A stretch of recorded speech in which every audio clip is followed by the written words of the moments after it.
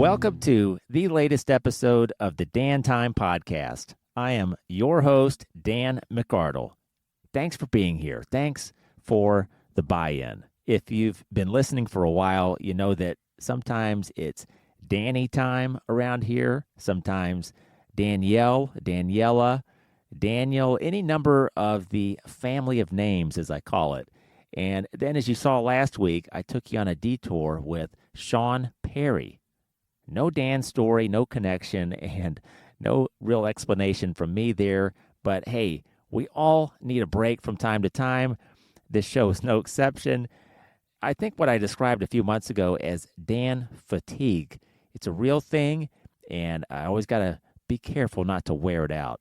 Okay, some great episodes over the past few weeks. I certainly hope that you've enjoyed them, learned something, felt something, felt like maybe your passions or yearnings or even your struggles were represented. Well, today the time is right. Perhaps it has taken me too long, but I'm presenting to you the first Dana on this podcast. It is such an honor to introduce to you a pro's pro singer-songwriter, musician, and a veteran live performer who has lived and made music in Canada, Taiwan, the UK, and won over audiences and gained the respect of her peers. If her music is not already in your catalog, you're going to wish you'd been onto these songs, these records years ago. But it's never too late to catch up, as I found out. Dana Wylie is my guest today. She's been performing over 3 decades. She sings, plays piano, guitar, multiple instruments, writes, records, and is a self-described lifelong student of musical histories and cultures. This from her website. Dana's crystal clear voice will cut straight through to your heart, and just to make it a fair deal, her songs will give you a direct route to hers. Now, I discovered that right away and quickly found my own favorite songs on her last 2 solo records. Dana and I explore her critically acclaimed 2023 solo record, How Much Muscle, also the back catalog, her travels, education, and her upcoming performances in the theatrical production Leonard and Joni, The Untold Love Story, which is appearing in Edmonton, Calgary, and Saskatoon if you're in those areas this spring. The Earth That You're Made Of earned Dana a Canadian Folk Music Award nomination for Contemporary Singer of the Year. The Edmonton Journal raved about How Much Muscle, describing it as packed with soul and musicianship. It was included in its Fresh Tracks, a year-end must-listen list of albums from Edmonton artists. The Journal also points out that the album was recorded almost entirely live off the floor. Dana is also a part of an Edmonton supergroup, Secondhand Dream Car, which journalist and programmer Peter North has described as the most exciting act to come out of Edmonton since Katie Lang and the Reclines. Secondhand Dream Car has just finished recording their debut LP, Answer the Call, which is expected for release in September. In addition to writing, recording, performing, Dana also offers standard piano, voice, and guitar lessons, and she's helped professional musicians write and learn harmony vocals prior to touring or recording. Lessons are offered in person in Edmonton or via Zoom. So wherever you are around the world, please reach out to Dana if you're an aspiring musician or vocalist at dana@danawiley.net for more info. Please also read the testimonials from the students that she's taught. All right, how about we get to the conversation? But first, here's a preview of the title track from How Much Muscle. You can download this song, this album, and Dana's previous efforts wherever you download music. And also order the LP or CD version on her website at danawiley, WYLIE.net. And be sure to visit secondhanddreamcar.com. Folks, it is Dana Wylie time.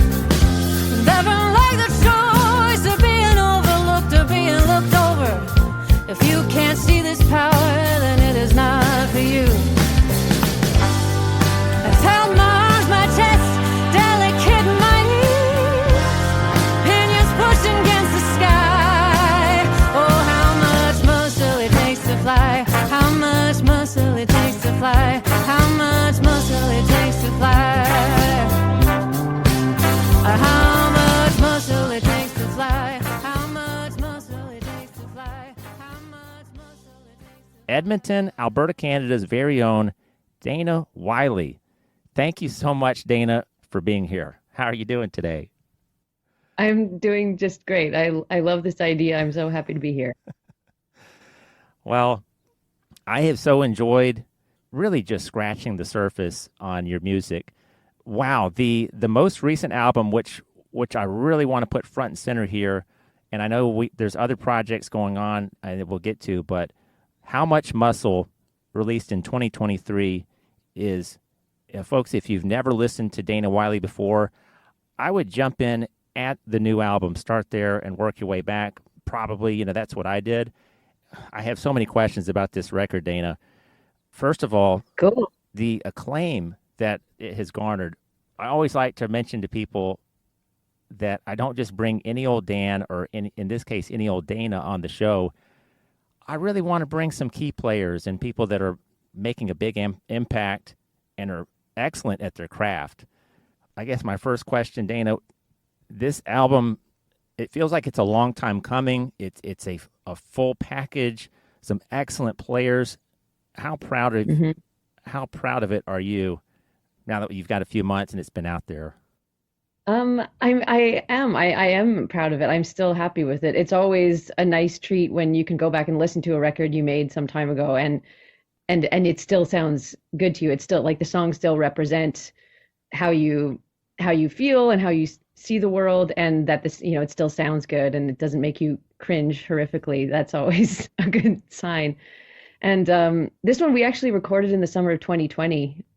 I had gotten a grant. We're lucky up here in Canada to have some public funding for the arts and for making recording projects in particular. And so we got a grant, and then COVID hit, and so we found a way in the summer of 2020 to make this record. But then the world was all crazy and life was not what it usually is, and so I didn't end up putting it out until just early last year. But I actually made it quite some time ago. It feels like almost like a previous era of my life in some ways. But I was really proud that, and I was happy that despite the situation in COVID, it's a long story how we were able to do it mostly the way we wanted to. But the idea with it was to make a completely live off the floor record, which is not a standard way to make studio albums. But we really wanted to just get the band in a room together and just like lay down these tunes, because as you mentioned, the players on it are all fantastic.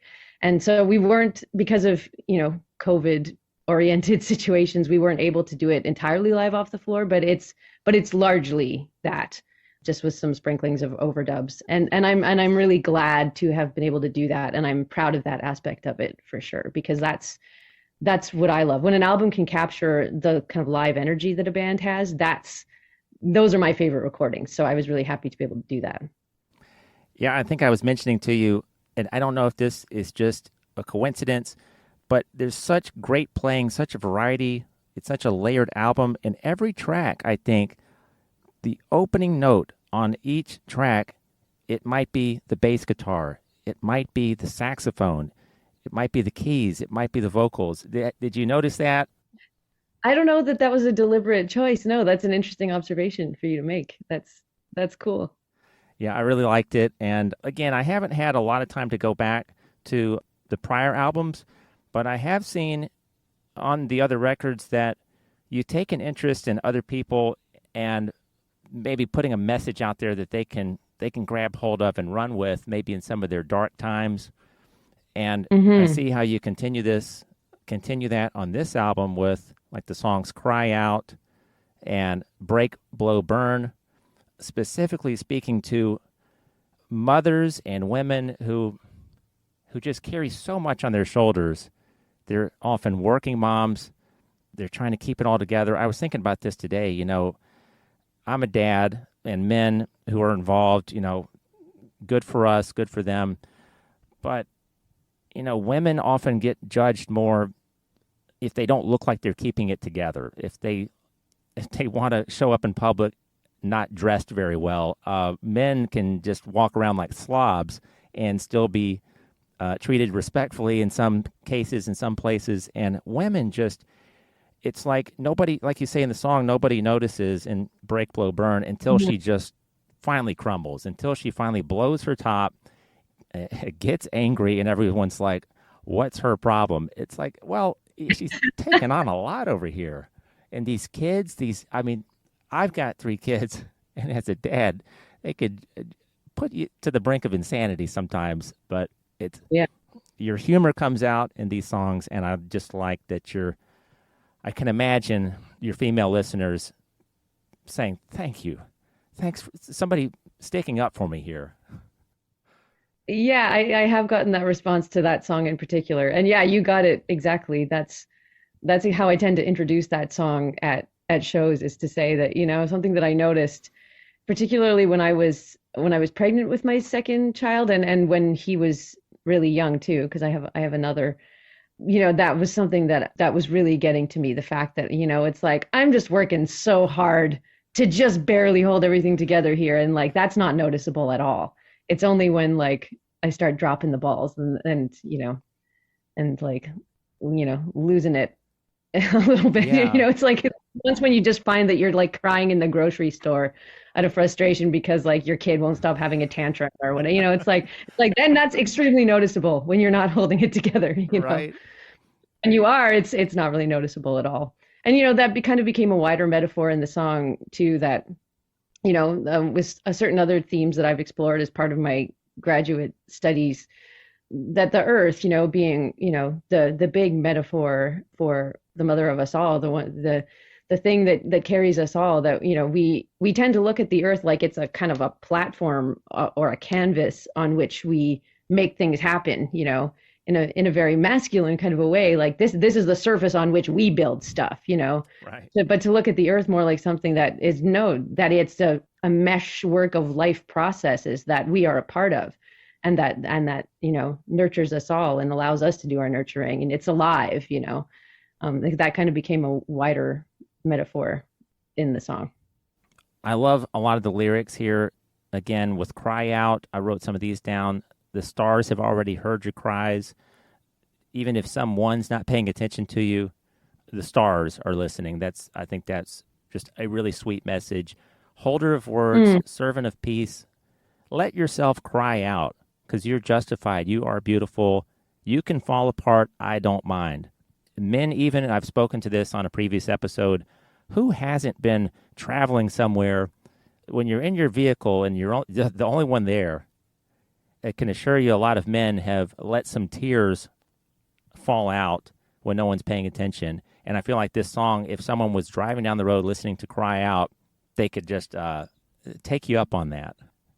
Oh, I hope so. I write all my songs to someone. I don't know. That's just a proclivity I have as a writer. My instinct is always to write to somebody. That's what makes me want to write, when I want to say something to a particular person.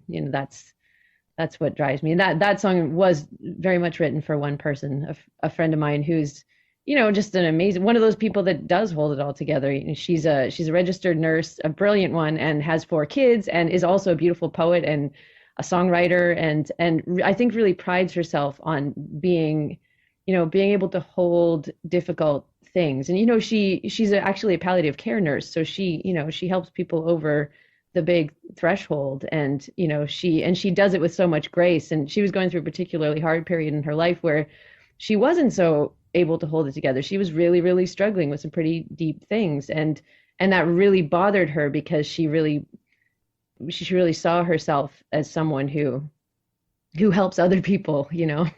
That's her whole life. And so that was very much to her, and to say, this is okay. I see you going through this. It is okay. It's beautiful. It's part of your process. And like, you can, just wanting to give her permission to have a hard time, because everybody does. That's right. With that being said, this album, I think, really captures you and probably what you like to do in a live setting in front of an audience. It has a very live sound. You achieve that. And it sounds like the players that you have around you. Let me mention the names. Daniel Akira Stednicki on drums, Keith Rempel on bass, Brennan Cameron on the keys. You've got the horn section on this album, which is, I think it makes some of these tracks very memorable. Speaking of Break, Blow, Burn, I mean, once you get that dun, dun, dun, dun, dun, you get that in your mind. I want to keep going back to that song. It's a really good hook. Oh, cool. And so Audrey Ochoa, trombone, saxophonist Dave Babcock, Bob Tildesley on trumpet. That's right. Yeah. And then produced by Harry Gregg, who I don't want to jump too far ahead, but you do have a side project, kind of a super group from the local area, Secondhand Dream Car, where Harry plays bass. Yeah. Yeah. We do a lot of things together. But it just sounds like you're having a really good time with these players. It's some tracks, real bouncy feel, real lively, flavorful. I had this word, I don't even know if I was driving, so I couldn't kind of check myself, but it's just some of these songs are really delectable. Oh, that's nice. They're just it's a very rich medley of these different instruments coming together. Did you know, like going back to the previous record, The Earth That You're Made Of, did you think at that time about experimenting with the horn section, or how did it come together to, hey, Yeah, let's do actually, it on this album? Earth That You're Made Of did have a three-piece horn section on a few songs, and it was the same players. It was Dave and Bob and Audrey. Dave and Bob and Audrey are like the go-to horn section. I mean, they all have reputations far beyond Edmonton. Audrey actually toured for a year she did the U.S. national tour of Hadestown even though she also teaches at a Catholic school, when she took a year off from teaching at a Catholic school to go and do the U.S. national tour of Hadestown. Like she's they all have huge reputations and are just so good. And so I can't remember the reason that with Earth That You're Made Of, which I made in 2016, I can't remember why it seemed apt in that album to have horns on a few things. I had never done that before, but we did. And I got enough funding to be able to do it. And so that was such a good experience. And I think when getting that band together to perform those songs from Earth That You're Made Of in a live context, that kind of became my band. I was like, well, why would you, if you can do it like this, why would you not, And so very much How Much Muscle, even though, thematically it goes to a different place than Earth That You're Made Of, and sonically in many ways too, it very much came out of that, that band was formed quite organically from what, how things went with that previous album. And now that feels like my band. Yeah, and your vocals, I haven't even spoken about your vocals yet, but folks, if you listen to any of these tracks, it's going to jump out at you that this is a seasoned musician. It just has a natural gift, but you do a lot with your vocal range, and some songwriters with your talent may not introduce all these other players into the mix, and I think it's great that your vocals are strong enough, but you still invite these other layers into the songs. Well, that's the joy of it for me, like I love being delighted by what other people bring to it, whether that's just like a little lick that just makes you go, oh, that was so tasty, or whether it's like a whole, like, if a band member brings a real creative contribution to a song that takes it in a direction that I couldn't have anticipated, that's what it's all about. When I do get other players to play my record, it's never about this is my vision and this is how we want the song to be, and just play this part and make my vision come alive. It's all, it's like I want the people that I'm lucky enough to work with have so much to quote unquote say as artists and as musicians, and that's what brings me joy, and that's what makes, particularly my last two records, that's what makes them what they are. Particularly maybe my rhythm section, Dan and Keith. There's another Dan. What they bring to the songs, as instrumentalists, it becomes like a key part of what makes the songs what they are. The creative contribution is immense. I'm glad you mentioned that, because I think music fans maybe have a tendency to think that if the album cover on every record says Dana Wylie, that Dana is kind of the driving force, and like you said, she's saying, okay, I want you to play this bass line, I want you to play this guitar solo that I wrote. And maybe people assume that, and there are some high-profile musicians from major bands that kind of jump off and do a solo record, and I'm sure that does go on in those cases, but I love what you said there, that you're you're there to collaborate, and everyone is welcome to bring something to the table. Yeah, that's just how I like to. That's what brings me joy. Like I said, you know. Like, do you ever hear a drum roll and you say, "Hey, wait a second, that's great. That's fantastic. I want to keep that in the song." Oh yeah, and I mean that's a collaborative process too. That's something that I might point out, or that Harry, the producer, might point out, and or you know, we might disagree, and then we have some nice, fun, healthy arguments about which, you know, because every take is going to come out a little bit differently because everyone's just in the moment. It's like it's always a subjective thing, which one is stronger, and that's a healthy part of the process too, which is also part of what makes it fun for me. I don't know. Well, one more track that I love on the record, it's the penultimate song, Reconcile. It just, the back half of it just rolls into something beautiful. As your vocal line is trailing off, Reconcile, the horn section grabs the relay, and it's wonderful, folks. If download the whole album, but maybe jump ahead to that track. And do you have a particular song on the album? And I want to get your thoughts on Reconcile too, but is there one that you like the most personally? Um, yeah, that's a tricky question. But I'll say about Reconcile that I actually didn't write that one. My friend who I was just talking about, who I wrote Cry Out for, she wrote that song. And I was really happy that she was okay with me bringing it to life for this album because she's, you know, I said like she's a nurse by trade. She hasn't done any recording, at least so far. She doesn't make music professionally, but I just thought that was such a beautiful and profound song that so she allowed me to just kind of take it and we took it in quite a different direction than, you know, her original how she would do it, and which was fun. And I believe Dave Babcock was the one who came up with the horn arrangement for that one. And it works so well. He pointed out to me later that it's like a classic like Herb Alpert kind of a horn line, which you wouldn't think would be appropriate for that song. And I was like, that's so true, and yet somehow it works. And yeah, I really feel like it makes that track in so many ways. It's so great.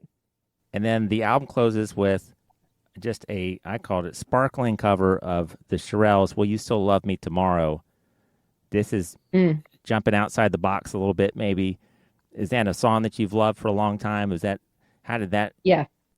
come to be? Yeah, it's a song that I like if I think back to when I was a kid, like my first realizations that music was a really exciting thing for me, it was hearing that song. And you know, there's a kind of geeky musical reason for that I can explain now. You know, at the time when I was a kid, it was just like, oh, there's something so exciting about how that song works. Like there's this sparkly thing that happens in it, and which I now have the, you know, knowledge to describe as like it's where there's a major 3 chord that goes to the 6 minor chord, which is not, it's a fairly standard move, but it's a great move. And it just like when I was 8 years old, like it really fired me up, and I've always loved that song. And more than 10 years ago, for whatever reason, I don't remember, I came up with my own cover of it just on my, you know, messing around on the acoustic guitar. And having lived with that cover for 10 years or so, I just thought, you know, I think just get it down on this record, you know.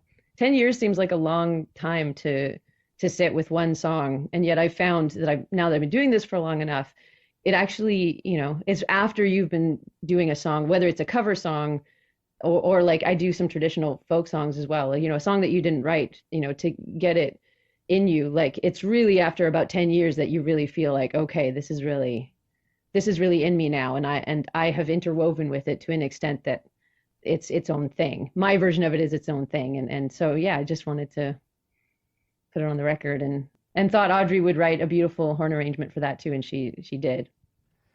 Well, before we get too much further ahead, I probably should jump way back to when all this started, when your career as a singer-songwriter began, kind of in an unconventional way, or maybe you wouldn't have seen it going in this direction, but a few events happened.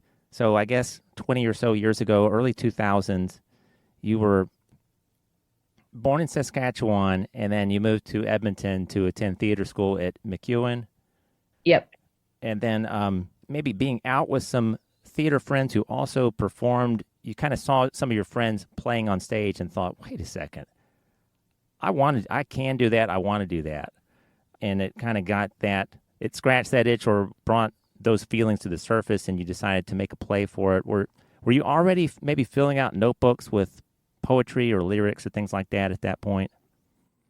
No, not really. It's an interesting thing. Like I never like I always felt like I was a music person first before I was a theater person. When I went to study theater, it was, as a musical theater person because I always thought I was a singer first. And I didn't have a lot of opportunity as a kid to do drama because I grew up in a small town where that kind of stuff just didn't exist. So I was always a singer, and I always loved like old standards and American songbook stuff. But I didn't. My experience growing up in my small town in Saskatchewan was that like I didn't ever experience anyone having a band or like playing rock music or pop music or folk music. It was, I took piano lessons, and all of the experiences I had of people actually making music were always in these very kind of institutionalized kinds of ways. I took piano and I would compete in festivals and take exams and do, go through the grades in piano. And until had moved to Edmonton, I never experienced anyone like just having a band or, even getting to go out to live shows and see bands play. So it just wasn't the idea of kind of writing songs in the kind of folk or rock, realm, whatever that is. It just kind of wasn't in my world. And so it was a kind of very strange and revelatory experience to go, and like as you said, you've really done some deep research here. Like I did. I went to a cafe where two of my fellow theater students were playing because they wrote folky songs and played guitar, and I watched them playing their songs, and I just thought I know I can do that, and I have to do that. And it had never occurred to me before. Like so, but then it just like it wouldn't let me go, and it was so hard. Like it was such an arduous process. First of all, learning to play piano when I didn't have music in front of me because that was the only way I had learned how to do it.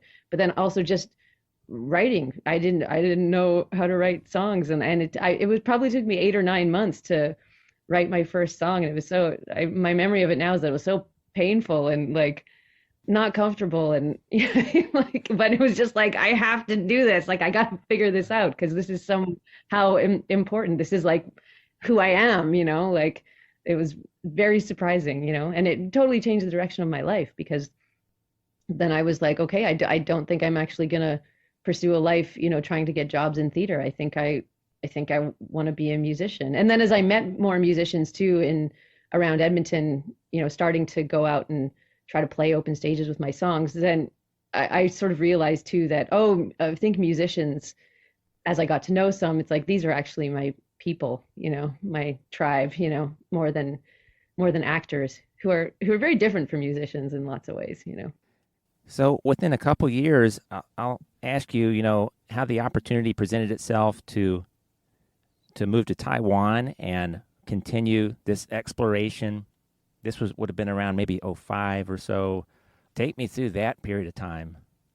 It's so funny because when you like look back on your life from, then now looking back on like the last 20 or 25 years, it's like it always makes some kind of, this is my experience anyway, it like makes cohesive sense. It's like, oh, I had to do this because then that was what enabled this, and it all kind of comes together like a story that leads up to a certain point. But at the time that I moved to Taiwan, that was like just the most baffling thing I could have done, like, and I didn't know why exactly. And it was one of those things where everyone in my life was telling me that it was the worst idea ever because I just self-produced a one-person show at Edmonton's Fringe Festival, which is actually the world's second biggest fringe festival. It's a big thing we have here. And I had produced and performed this one-person show that had gone pretty well, and it seemed like, as someone in my early 20s, that I was probably planting some good seeds to have a good career in theater, and I was going around to open stages and playing, but I don't know, it was just like my boyfriend at the time had taught English in Taiwan previously, and obviously was living back in Edmonton, and I don't know, he kind of wanted to go back, and I just had this feeling like I got to get out of here. I don't know, I don't know what it was, and the prospect of going to Taiwan, that was just the possibility that was there. But I didn't have any feelings like I should go to this place. I didn't know anything about it. And I had some trepidation about it because I didn't know, first of all, I didn't know if I wanted to spend loads of time teaching English, which was what you do over there as a foreigner. But I knew I wanted to save some money, and I wanted to have time to just practice and write. And but the thought of going to Asia was scary. I had never been there before. I thought, how am I going to do anything? I don't speak the language, and so. But I don't know. It had to happen somehow. And as it turned out, that particular place, Taiwan, was just like the perfect place to be as someone who had just decided, okay, music is the thing I want to focus on. So, because I needed to play, I needed to get better at playing, and I needed to have time to write. And Taiwan is a place where, first of all, there's a thriving expat scene of artistic people, because at least the time that I was there 20 years ago, everything that you could do there as a white person, essentially, it usually in the English instructional market in some capacity, everything paid really well. And so I knew a lot of people who had been living in Taiwan for years and worked 10 to 15 hours a week and made enough money to survive, and therefore had lots of time to do the art they wanted to do, And so filmmakers and musicians and writers and so going there, it's like I right away had an opportunity to play in all kinds of bands and play all kinds of different kinds of music, where like the bar wasn't that high, and so there was room for me to just kind of not be that good but still have an opportunity to do it. And so I was getting better, and I had time to write. And yeah, so there were just all these aspects of Taiwan as a particular place to go that made it the perfect place to be. And it just happens to be a wonderful country too, that I still have such fondness and a real deep love and respect for. It's just a great place. And then within a couple of years, you moved to England, and that's when you form your first band, first group of musicians. And as I understand it, you just begin this almost frenetic writing, recording, touring cycle. Is it kind of a blur looking back at those years, those first three records, which almost there is the debut, December of '06, and then the Unruly ones kind of every couple years, and then Something's Going to Happen Here. When you look back at that time period, I look back at my early to mid 20s, there's some fun, some mistakes, and it's kind of a blur. But Yeah, in many ways it is a blur. And also just so formative. They don't really tell you that, like, really through your 20s, you're not really a grown, figured out person yet. You're just like, as you say, you're just going around having lots of adventures and getting into scrapes and getting yourself out of them and making lots of mistakes. And it's, those are, I don't think of my formative years in terms of who I feel I am now and am still becoming. Like, I think of that as my 20s, not my teenage years or my childhood, and again, being in England, the reason I ended up there was because I had met an Englishman in Taiwan, and we had gotten together and moved to England together. So it wasn't a place that I ever thought I would go to, but there were particularities about that place too that were key to the way in which that was a formative period for me.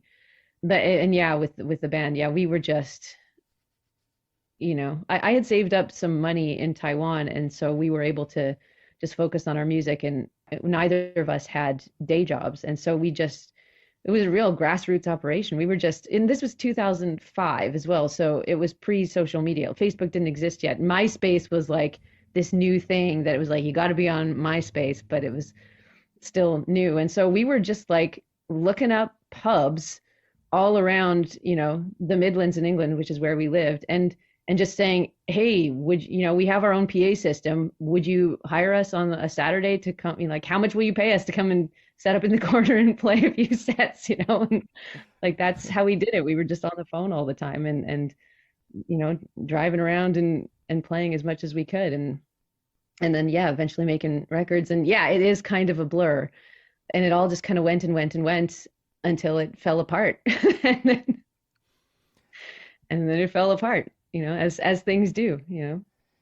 Yeah, you again, in that time period, for a lot of people, you don't know yet, like now, that you're not really well, I don't want to say you're not old enough to, you think you're more experienced than you are when you're 23 or 25, or if you kind of realize that you're not, you still try to swim with the current. I don't know. But wow, I mean, Yeah. you created some wonderful music, and the time period is kind of crystallized, I guess you'd say. I mean, for good or for bad. I mean, I understand it wasn't all great memories that group of musicians and what you had going on there didn't maybe end that well, but the music remains. And I am happy for that. I feel like I don't know that this is true for all artists, but those first albums that I made with the band, in England, we made two of them over here actually, but it was all that band. The musically it's so different from what I'm doing now. Like it really is an archive of like that's where we were at. And because those were independent records, it's like we had no one who was more professional or more like representing the industry or like labels and things like that, making us sound more polished and like it's what we were at that time. And so that whole back catalog, it really does exist as an archive and like which is an interesting thing to consider. I'm so happy for that. And yet also if I think about the fact that like I don't want to listen to those records. And if I think about anybody else listening to them, it kind of makes me cringe because I'm like, oh God, like oh the musicianship is so raw. My singing voice sounds so young. What the way I was writing it just totally betrays what a young clueless person I was. But it's like, but I'm also glad for that. That's real. It's like an archive. I think one thing that remains, because I listened to a few tracks on the early records, but your humor, a lot of tongue in cheek references, it's painted all over those songs. And I love that. You're not afraid to jump out there and just write something, sing something that another artist might say, I don't know if I want to make that statement. I mean, well, I won't bring up any of the old lyrics, but you do. I think you're endearing to your listeners, people that have followed you for a long time. I'm sure they do love the humor in some of the songs because it is a welcome relief. You don't want to listen to. It's great if there's uplifting messages and like what we were talking about at the top of the episode, but sometimes you need a little bit of a snicker in some of these topics. Yeah, that was always strong for me back, particularly back in those days. And I came from theater and music. I was really immersed in musical theater for a good few years there. And it's funny, it's not my favorite stuff. It's totally out of my realm of experience right now. But at the time, like I came out of that. And so in terms of like, approach to lyrics and approaches to song forms too, like that's the world that was my knowledge base. And musical theater writing is a bit more like that. It's more specific and it's the lyrics in it are meant to kind of grab your attention, in a way where it may be more like folk or something like that. It's meant to be more like generally evocative and like, it's not necessarily a good thing to have lyrics that are really grabbing you in a idiosyncratic way, but that's what I'd say if I was gonna, assess myself as an artist and as a songwriter as a young person from this vantage point. I'd say that was my strength. I think I was quite bold in that way. I was not afraid to put out songs that were kind of weird and quirky and funny, in ways that like, the music industry, even the folk music industry is not going to legitimize probably and didn't. And there are other assessments I can make of aspects where like I had a lot to learn. And but I'd say that's what I had going for me back in those days. I was for some reason kind of unafraid to just kind of throw stuff to the wall like that. And that was part of the environment too, the people I had around me, and being in England was part of that too, part of what enabled that, I think. By 2010, you're back in Edmonton, and it's kind of a period where you're thinking, what should I do now? Which way do I want to turn? What makes sense? It seems like you wanted to continue to hone your craft, but really get an understanding. You had maybe always had an interest in music theory, and just going back to school for this sort of thing to continue your career. So you apply at the University of Alberta, and then several years later earn your BA Music Honors degree. Yeah.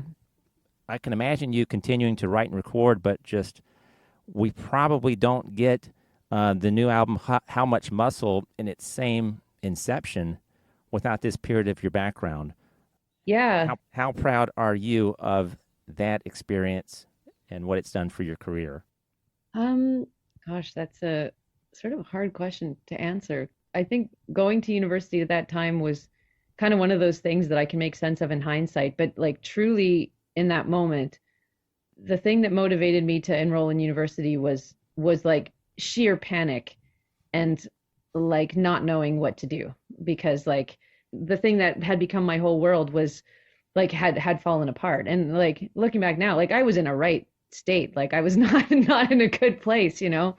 But and for whatever reason, and well, for I think for a variety of reasons that that I could probably try to make sense of, the way I responded to that total existential crisis was to go to university. And part of the appeal of that was just the structure. It's like I knew I needed something that was going to tell me just where I needed to go every day and what I needed to do, you know, like that was that. And it felt like a luxury to be there. To be doing an undergraduate degree in your early 30s is actually a beautiful thing. Like I might argue it's the best time to go, you know. You're so grateful to be there.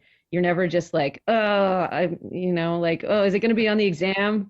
How much do I have, the bare minimum I have to learn? You know, it's like, you're just like, wow, all I have to do is learn all day. Wow, how lucky am I? You know, like, so it really wasn't, I mean, I guess I did at the time see it as a kind of part of a master plan, but at the time, what I thought that master plan was that I was like, I'm going to go all the way. I'm going to, even though I'm just starting my undergraduate degree, I'm going to go all the way. I'm going to get a PhD, and I'm going to be a music academic because if I can drop one F-bomb, because the music industry and like I can't hack this, so I'm going to be an academic. That's that's the thing I'm now clinging to, and so, but I loved being in school. It was such a privilege and like a luxury in so many ways. And so, yeah, I got my undergrad degree and then went into the master's program, but really, never stopped playing at that time. Even made another album that you may not have even found like at that time, because it's not really out there. Or maybe you did. I don't know. You did a deep dive, but I saw that one kind of fell away a little bit. But it did get made while I was in school. But by the time I was, almost all the way through my master's program, I had realized by that point, it's like, no, I really don't want to be an academic. Like, first of all, I had discovered that academia is at least as much a racket as the music industry is. Like it truly is. And I just like, after about 6 years of being in university and also having had one child at that point, and, I didn't have the second one yet, but I was like, I gotta play, like I gotta get back to playing. So for various reasons, I dropped out of my master's program. I'm now back in it, just finishing up the first draft of my thesis just to get the thesis done. I don't plan to participate in academia, but I just want to put a cap on this project. So yeah, it was like, as I look at it now, it's like university was like a very, very valuable and wonderful place to be at a time in my life where I just needed something to hold me, right. like, stop me from like dissolving into, thin air, because like everything was just, life as I had envisioned it was like clearly not happening, like I think, everyone has these points in their life where it's just like you had a plan and you were just like throwing everything at that plan, and then it just somehow it doesn't become sustainable or it doesn't pan out, and it just like it makes you feel like you are gonna just like go swirling into the heart of the sun or something, it just feels really big. I don't know how to, Yeah, you just feel like you're wandering and adrift, and maybe you just, like you said, wanted to plug in some structure and say, Yep. okay, I got to fill out my days a little bit more, get them a little Yep. more organized. What to do. I need to go to bed at a certain time. Maybe that would be good for me. Maybe I need to be told that I need to be somewhere at this time.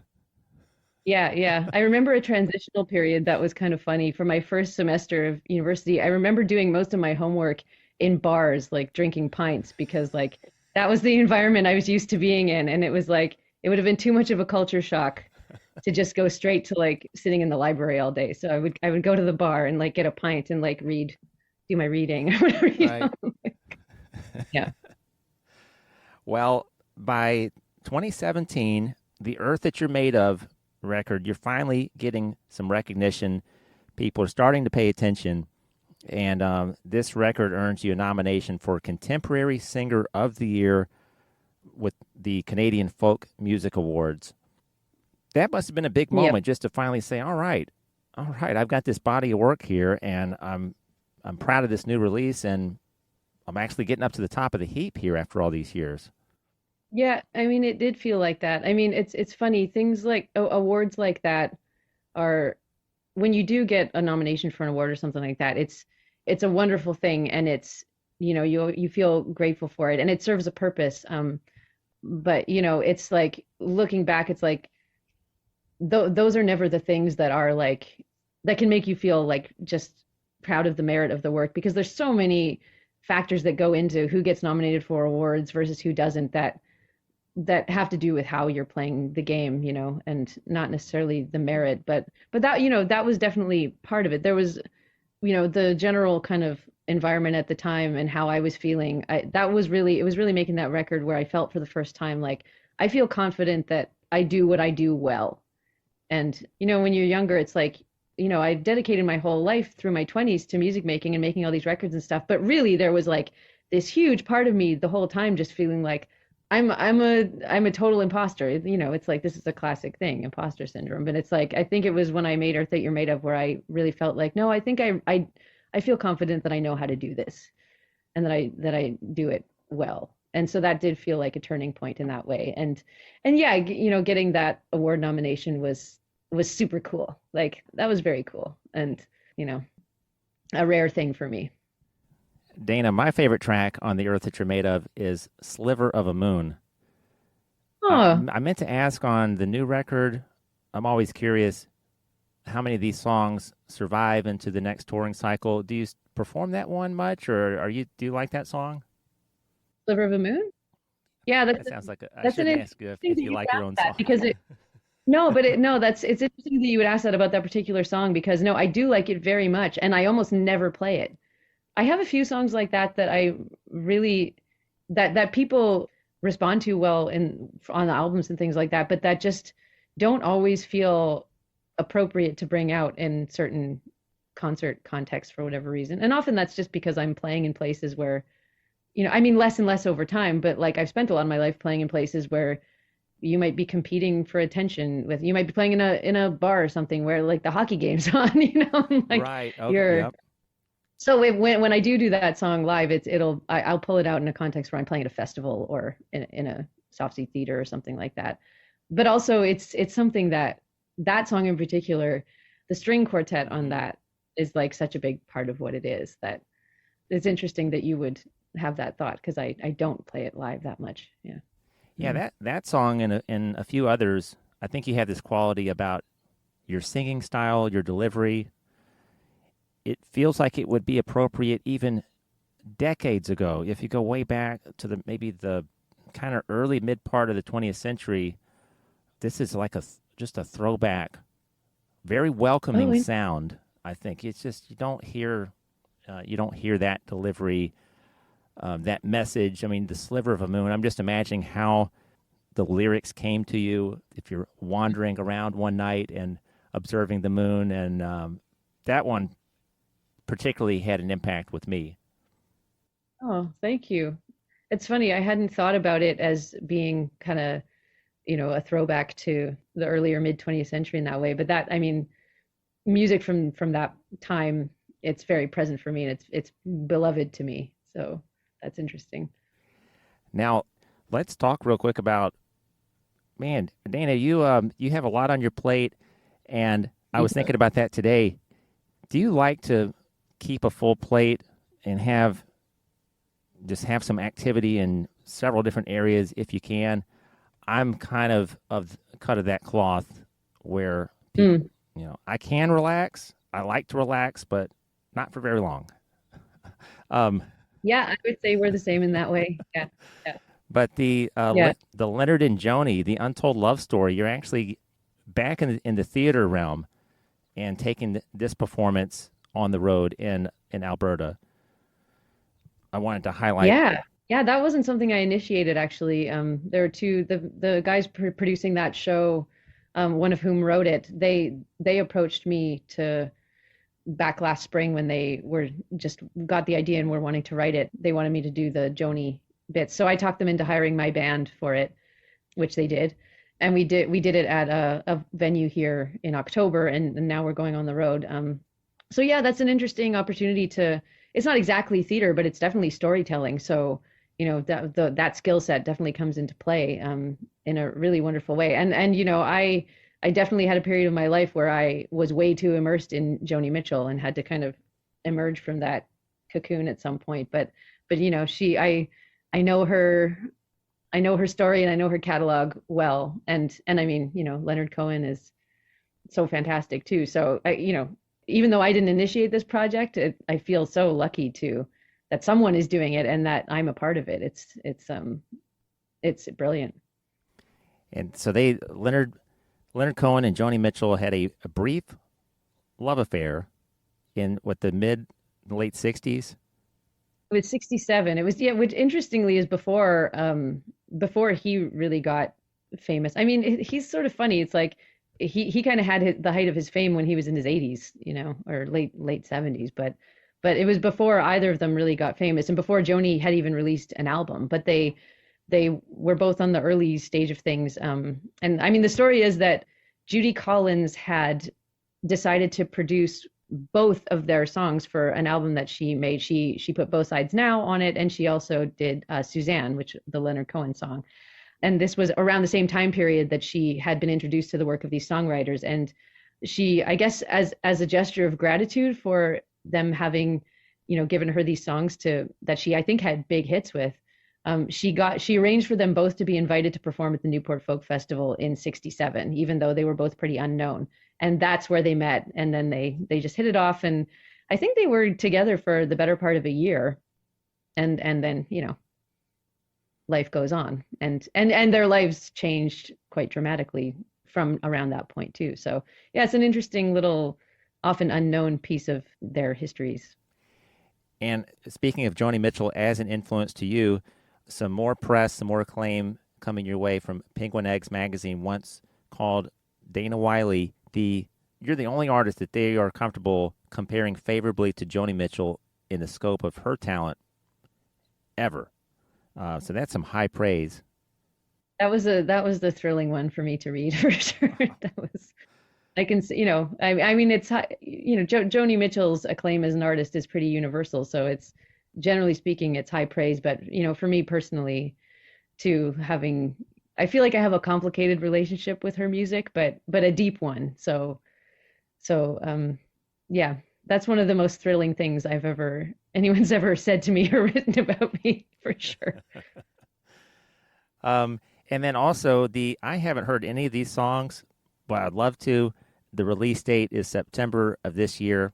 And we mentioned, I think at the top of the episode, Secondhand Dream Car, the Edmonton area supergroup. You've been doing a residency at a local club there, and the album Answer the Call is planned for later this year. Seems like you're having a lot of fun with this, and what's the response when you guys are out there? I'm sure people that are part of the scene all kind of get together, and then naturally you just, well, hey, what if we did this? What if you want to come up and jam, or do you want to, I guess it just comes together if you've been around a while and you make friends. Do you have a lot of fun just getting up there and playing with people that you've known for a while? Yeah, it's fantastic. It's very special. I mean, you mentioned earlier that this was a side project, but I almost feel now like my thing has become a side project, and I'm pretty focused on Secondhand Dream Car right now because it is one of those things that just sort of came from being around.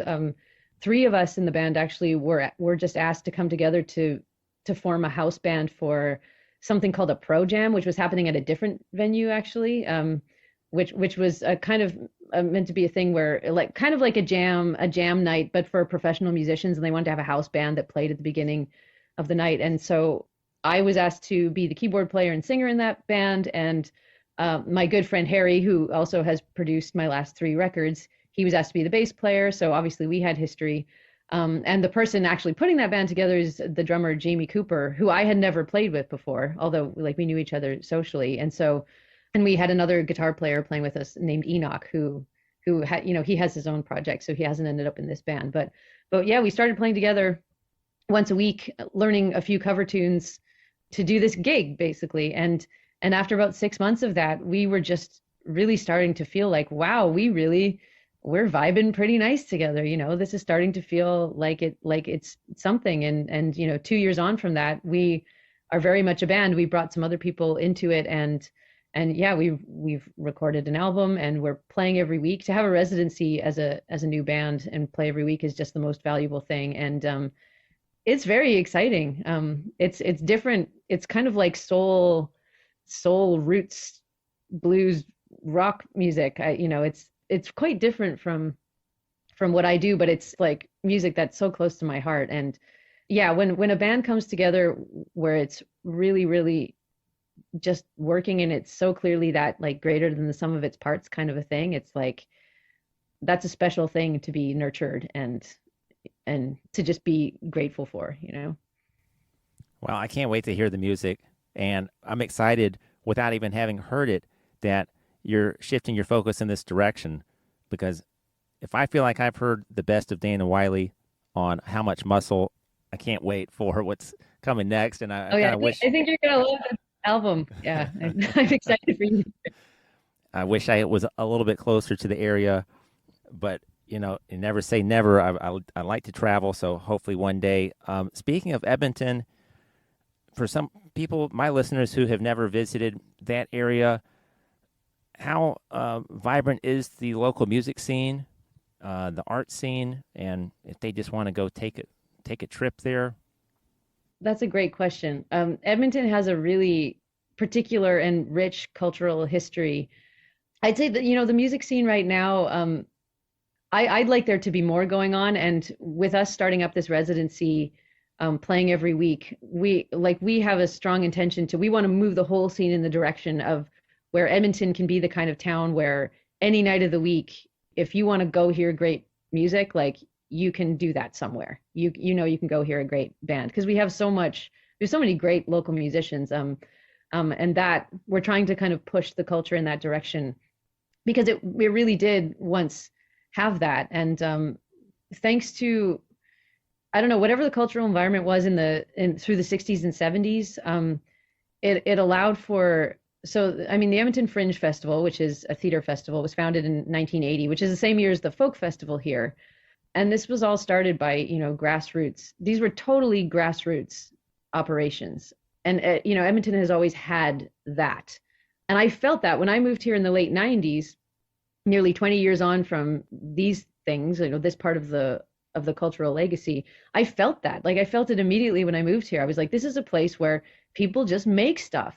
They don't wait for, someone in Toronto to like notice them and give them a pile of money, like, or whatever it is. People just make stuff, and they find a way to make it work, whether they have money or not. And that's why I fell in love with the city. And that's why, having left the country for several years, when I came back, it was like, there was no question for me where I would move back to when I came back to Canada.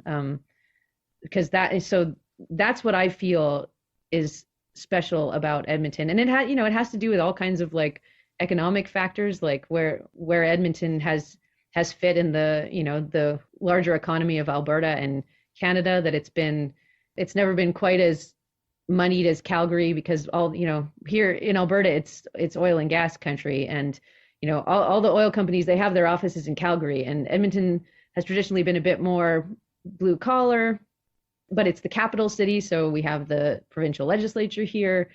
So this matrix of all kinds of factors that have meant that like what has grown through the latter part of the 20th century and into this one, it is like a real grassroots cultural scene, which is in theater and music and other artistic pursuits as well. And so our thing with our band is that we feel like for various reasons that's been lost a little bit. Like, for the Fringe Festival now is still, it's still a wonderful thing, but it's huge now, and it's a lot more corporate than it used to be. And like everything moves in that. The Edmonton Folk Festival now is also huge. Like they sell 25,000 tickets, and they hire two local acts every year. They hire dozens and dozens of acts, the vast majority of which are not from Edmonton. So it's like The bigger it we gets. we really, yeah, exactly. That's how things go, I guess. But we really feel like, and I've always felt very strongly like Edmonton has this, and I can appreciate that as someone who moved here at some point, who didn't grow up here and take it for granted. It's like it really blew my mind when I first moved here at the age of 17, particularly in contrast to where I was from, a small prairie town that just didn't have, everything kind of revolved around, hockey, really. So with our band, like we hope to be a part of moving our scene in the direction of, I think, back in the direction of what it always has been, like back to its heart as a really vibrant grassroots, and proud to be what it is. I was reading about the Ravenwood Festival. I guess you played that last year. Yes. Oh no, I played it a few years ago. I think it was 2018. But they have a music club. Oh, They're that's doing a right. whole season now, and I did that just last week. But I love this quote that you said about live music. Live settings are where music lives. It's so important, not only to the local music community, but to the community in general. I love how you say that because a vibrant music community just kind of spills out into the rest of the community. And Yeah. it music includes people. It welcomes people. You can usually show up to a music venue wearing what you want to wear, being who you want to be. You can come with a pack of people. You can walk in by yourself. Music is welcoming. So I just love how you say that. Yeah, that's so true. That's well said. And wow, we could keep going and going. We'll probably have to cut it a little bit short, but I also want to speak to the duets album that you've got scheduled with Sammy Volkov. I have no idea what that's about. I mean, other than And that's just another thing, you gotta have a lot of things on your like you said. but I wanted to put that out there. Everybody listening, also check out Makings of a Voice. Yeah, that's kind of a theater storytelling piece that I have done a few times over the last, well, since 2021, I guess. I wrote it through 2019, 2020, and then in 2021 I performed it, and then I did it at our Fringe Festival actually just this past summer. And how and why I decided I wanted to write what it is it's a storytelling piece that's extremely personal and autobiographical, and interweaves my songs with the storytelling. So it's not exactly a play, but it's not a concert, and I don't know quite what it is, but and I couldn't tell you now why I felt at some point a few years ago like this was a thing I really needed to do, but I did. And so I don't know when I'll perform it again, but it addresses all kinds of things about being an artist and being a mother, and the complications of maternal lineages and things like that.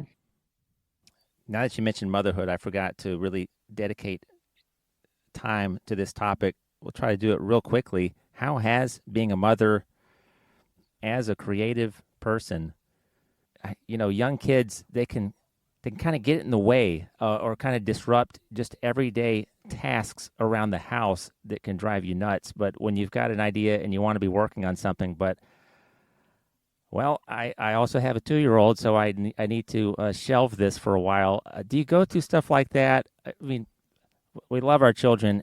I'm not trying to paint a different picture, but how has motherhood and your craft blended? Do they coexist? Do you include the kids?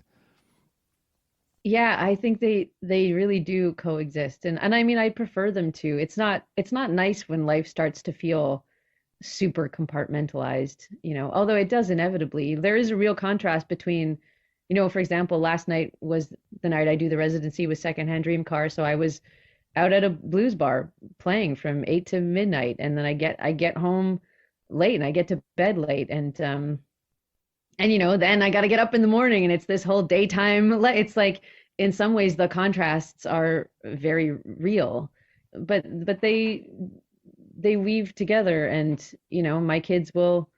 I teach music lessons in my house too. That's part of how I make my living. And, sometimes my son is playing in the living room while I'm teaching a piano lesson because that's how it has to be. And sometimes my kids come to gigs with me. And I went back to England last summer for about 2 weeks to do some shows with my old bandmates. And my 10-year-old came with me, and that was her first big trip away from Canada. And it was, it was all kinds of things. It was challenging to bring her, and it was also fantastic. And in the end, like for her to have had that experience felt afterwards like the main reason to have done it, So for me, it's like integration is always what you want. You want life to just feel like it's one thing. And it's funny because, yeah, inevitably having kids makes it really hard to be a creative person and a musician in particular. Like I think it is true, I don't have stats to back this up, but I think it is true that the vast majority of women making music full time and participating in the industry don't have kids. I think that it's certainly my observation, because it's not easy. What music as an industry asks of you is kind of total, but on the other hand, it's like I can't conceive of being able to be creative and do all this stuff with that. Like having kids was just so essentially grounding for me in a way that I don't even want to think about the person I would be right now if I didn't have kids. It's like, because I mean, this because you have kids. It's so grounding. Like it's at some basic level you have to function like a grown up when you have kids. Like even if that's just at a real basic level, right? Yeah, you have to make concessions, but I think you have a unique opportunity, as do any musicians, artists, performers. You've got children. Children are naturally, they want to look up to their parents. Kids still, unfortunately, who have fathers who just disappear and never send them a birthday card and just, they just go away. Kids still long for that parent. They could be just the worst at that job, at being a parent, whether it's something that bad or you're just on your phone all day and not playing with your kid. Your kid still idolizes you. And I try to check into this myself, that many, many years from now, when we're gone, just like we do with our parents, we're going to tell stories. We'll be in our kids will be in their 30s and their 40s and their 50s, and they'll be talking about, oh yeah, this was how my mom was. This is how my dad was. And you're kind of getting a chance to craft that story now. So I think some parents don't check into that as often as maybe they could. I don't want to preach to anybody, but yeah, they look up to you, whatever you do, whether you're an electrician or a musician or a lawyer. They look up to you, and they will talk about you when you're long and gone. I mean, when you're long gone. Yeah, that's so true. And I always feel like there's a balance to be struck. I mean, I guess all parents, and maybe mothers in particular, must feel like this, but I certainly feel like so much of like who I am as a person, I don't think of as being very mom-like in a way. And in many ways, like this is something that I address in my show, Makings of a Voice, that I was raised by a mom who in many ways was not very mom-like. It's like one of the lines that people remember from my show, which is a thing I actually said to someone in real life one day. A guy, like this was before I had kids, and I was actually in Taiwan, and I was at a bar. I was talking to this guy, and I don't know how the topic came up, but he asked me if I thought I would have kids one day.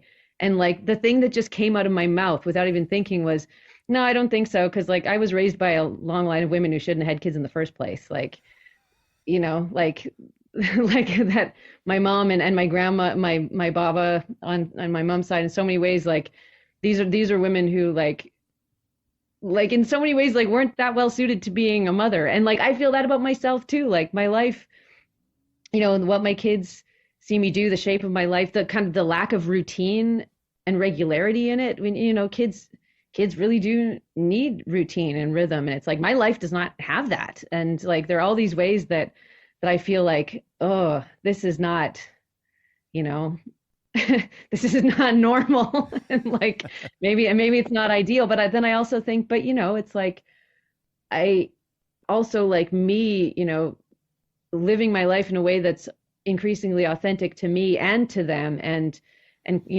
just like following, whatever that is that we follow in our lives, learning the lessons we need to learn. It's like that my kids are part of that, and they're and as you say, they're observing me do that. And like there's no scenario where it would be the right choice for me to decide, a good mom is like this and is around and doesn't work and doesn't go out and play gigs until 2 a.m, and so I'm going to do this. It's like that wouldn't make me a better mother, because it's like the kind of classic maternal self-sacrifice.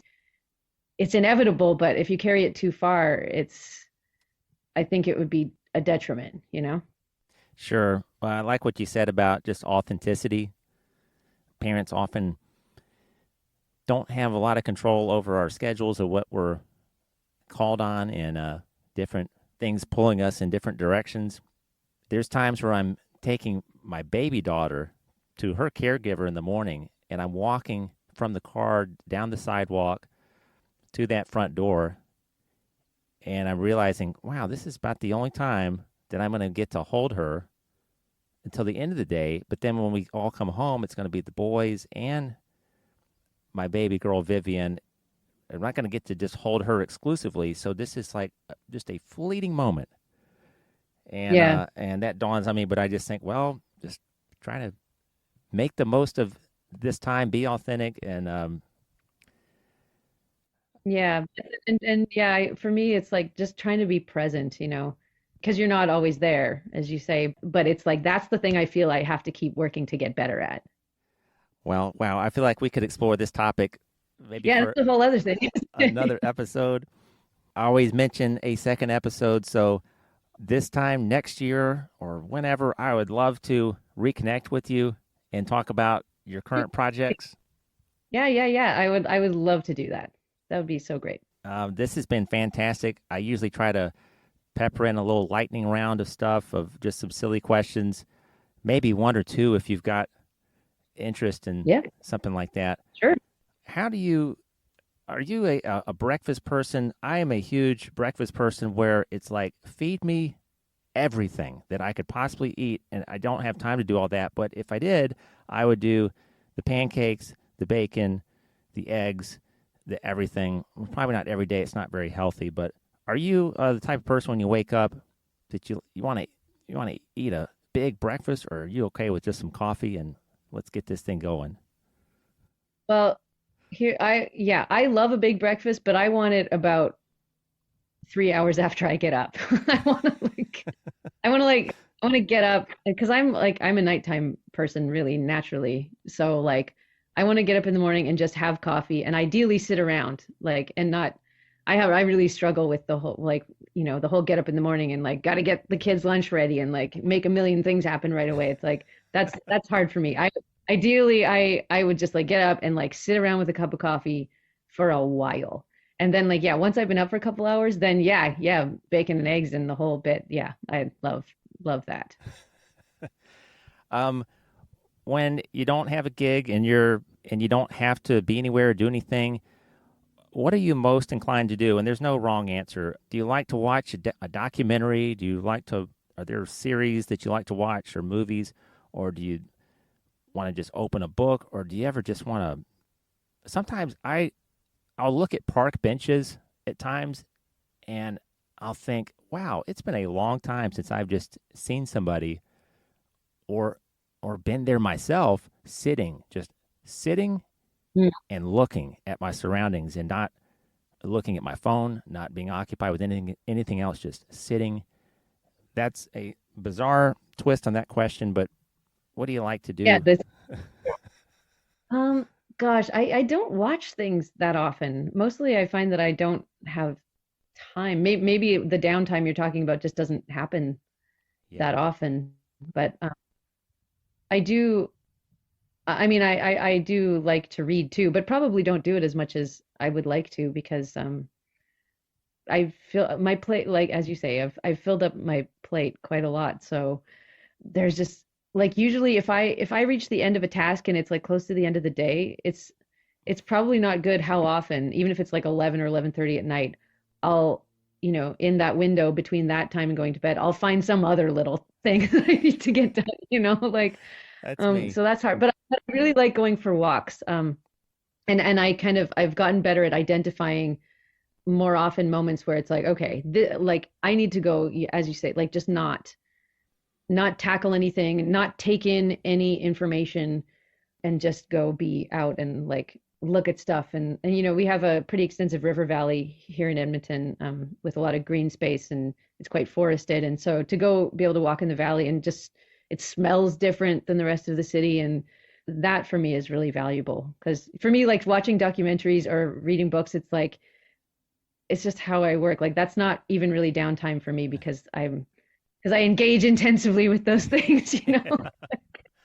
Like you said, wherever you live, there's something outdoors that you can go explore, even for 30 minutes. And Mm. that sensory engagement, when you just go for a walk, it's more than just, oh, it's a sunny day. It's you start noticing things, you start smelling things that you're not expecting. And Yeah, it gets you outside of yourself, I think. That's a big part of it and a big benefit to it. I've just thoroughly enjoyed this conversation with you. I hope you have as well. I definitely have so much. Yeah, thank you. And thanks for participating in the show. This is the Dan Time podcast, folks, but I probably don't say it enough. It may appear that something like this is about me, and if it's not, it's just a quirky way for me to present people who are named Dan or pretty close to it. Why? I'm still trying to answer that question, but hey, look what we've created here. It's fun. I'm really trying to encourage people, like I said at the very beginning, to get outside your bubble, but also demonstrating through what I'm doing here that you can find a common thread with other people, and it might just be the letters in your name. But thanks for being here, Dana, and I Let wish you all the success here in the new year and with your projects going on. Real quick, I'll mention it in the show notes, but DanaWylie.net is the website. DanaWylie.net. Any other plugs that you like to put in for people? um well, my band has a website too, secondhanddreamcar.com. So I guess, people can check that out too. Okay, and so just I sometimes pump out all the other social channels, but really, if you go to these websites, you'll get to the other places that you want to go, and you can find out the performance schedule on either end. Okay, well, thank you so much, Dana, and we'll reconnect hopefully later this year. Remember, folks, if you're going through something right now, which everybody is, you've got people who are rooting for you to succeed, to get through it, to let it all out, and they don't even know you. And it's people like Dana Wylie. So make sure you download, or you can purchase an LP version of her latest solo record, How Much Muscle. I cannot emphasize enough. Please take a shot on this album and be on the lookout for new music from Secondhand Dream Car. You guys have a great rest of the week, and we'll see you next Sunday on the Dan Time Podcast. Thanks so much, Dana. Oh, that was so much fun. How much muscle